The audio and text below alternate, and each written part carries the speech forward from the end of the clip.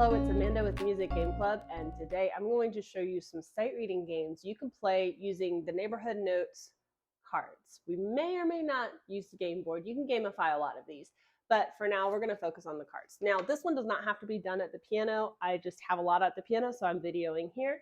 So the first one is where you're going to lay out 5 cards.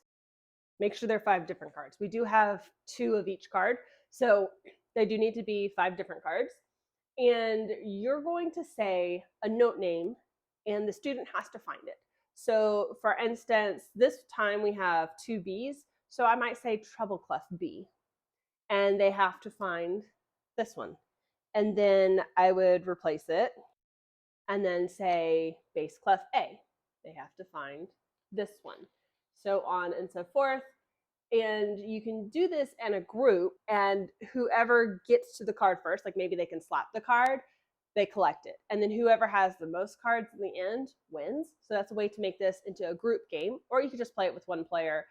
You could play it them against you, and they have to say a note name. Like you have your 5 cards and you say it, and then they have to say it, which is really good because that reviews treble clef or bass clef as well as the notes. So they have to ask you, hey, where's the treble clef middle C? And then you, of course, find it. Another sight reading game that you could do at the piano is lay out 3 cards. And I am doing all C's intentionally. And you're going to play one of these cards on the piano. Actually, if you've got beginning students, I would do it with the, if you will, correct hand. Once you get more advanced, both hands play both clefs. But for beginning students, usually it's left hand plays bass clef, right hand plays treble clef. So that's something you keep too. So I would play this note, and they would have to say, okay, there's 3 C's here, but which C did you just play? And so this will really help them to identify the exact pitch with the exact note. Using hands, this is middle C. It's bass clef middle C, not treble clef middle C. You could also flip this around, and they have to play the card, not you play the card. So that is another sight reading game you could play. If you teach group piano, then this is a fun group piano game.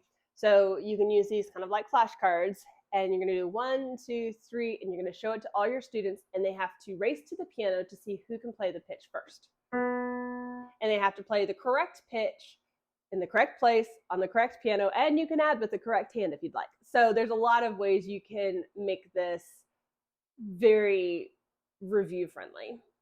And the final game is playing sight reading with rounds. So I would shuffle my cards, and this is really just a glorified flashcard idea. So place 5 cards. And if they're the same, that's totally fine. They could be duplicates. And then your student has to sight read each of them. And, you know, B, C, G, C, C. They get 5 correct. You can have all the building tokens in a cup, and they could draw one, and that's the score they get. So that's 1.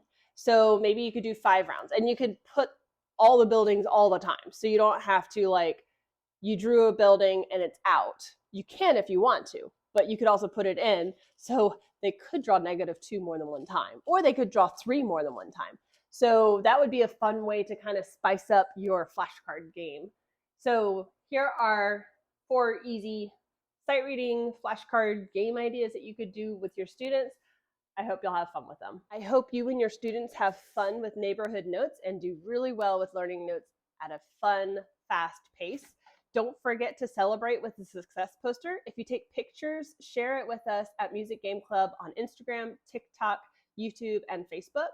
Also, don't forget to send home your students with this activity sheet to give them a little bit of extra theory review. We hope you have fun.